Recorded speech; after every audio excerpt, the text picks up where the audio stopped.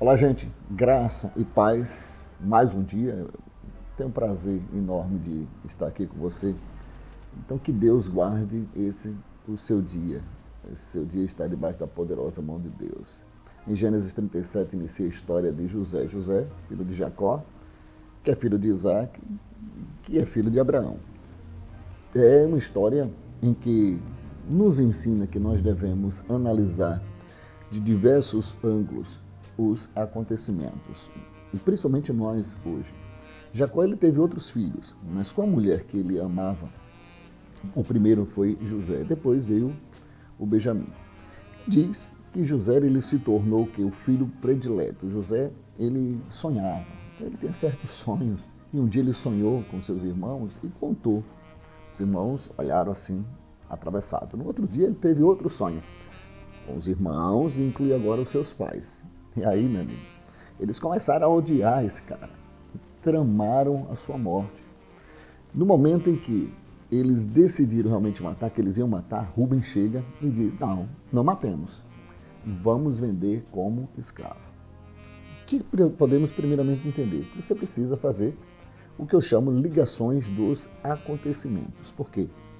Há coisas que acontecem em nossas vidas que você olha de primeira mão assim e você diz: olha, eu não vejo valor nisso.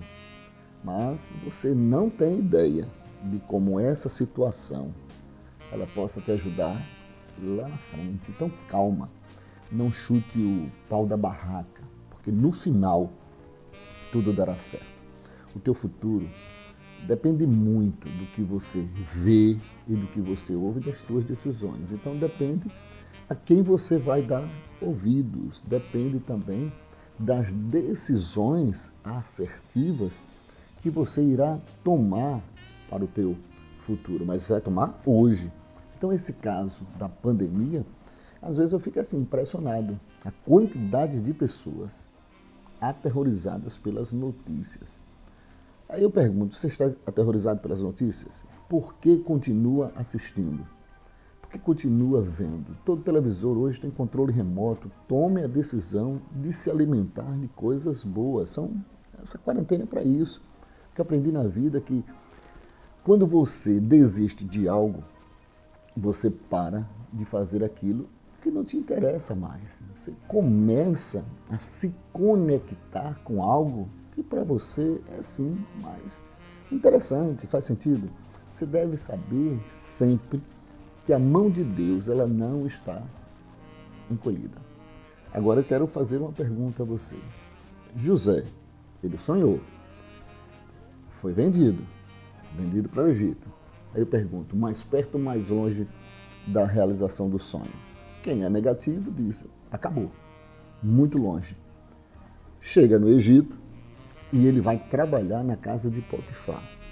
E diz aqui a palavra que lá ele foi abençoado. E diz que a mão de Deus estava sobre ele. Aonde ele colocasse a sua mão, abençoava.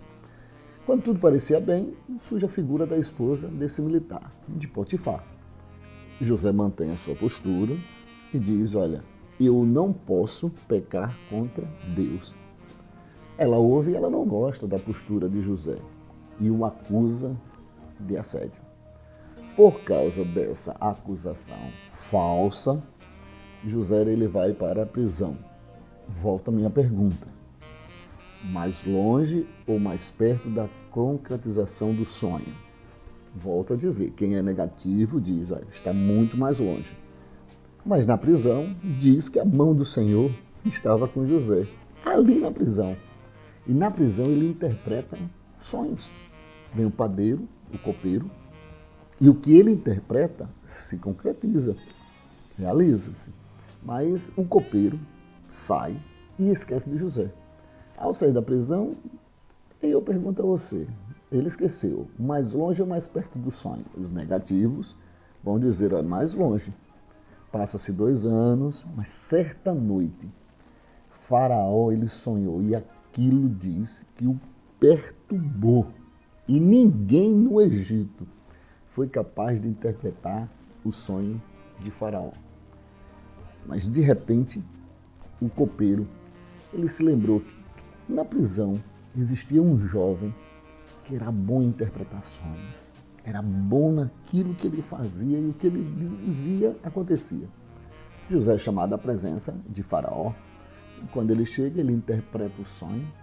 Faraó faz de José, nesse momento, o principal homem do Egito. Aí eu pergunto, cadê os negativos? Cadê as pessoas negativas? Quem iria imaginar que aquele escravo vendido aos 17 anos iria se tornar o governador do Egito aos 30? Quem, meu filho?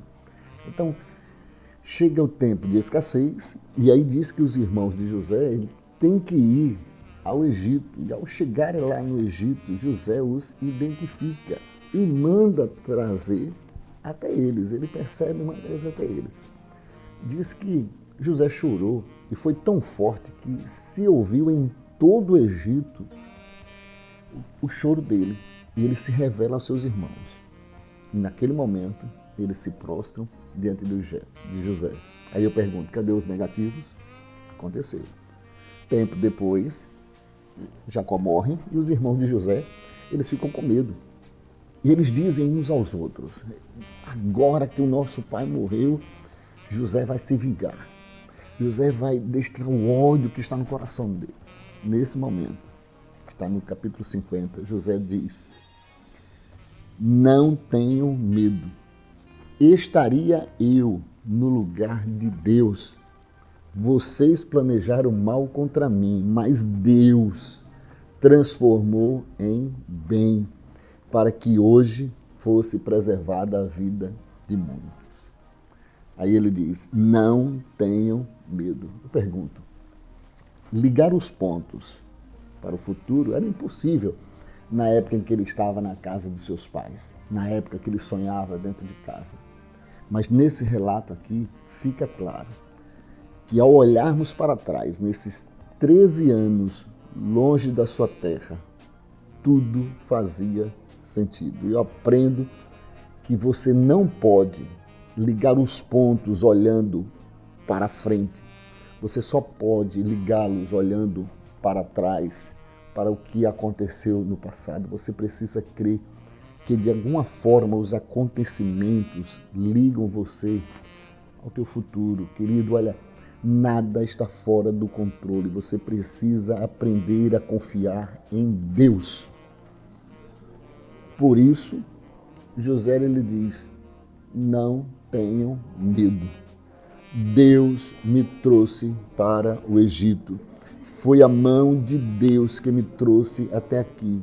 Por isso, José ele diz, não tenham medo. Deus me trouxe para o Egito. Ou seja, foi a mão de Deus que me trouxe até aqui.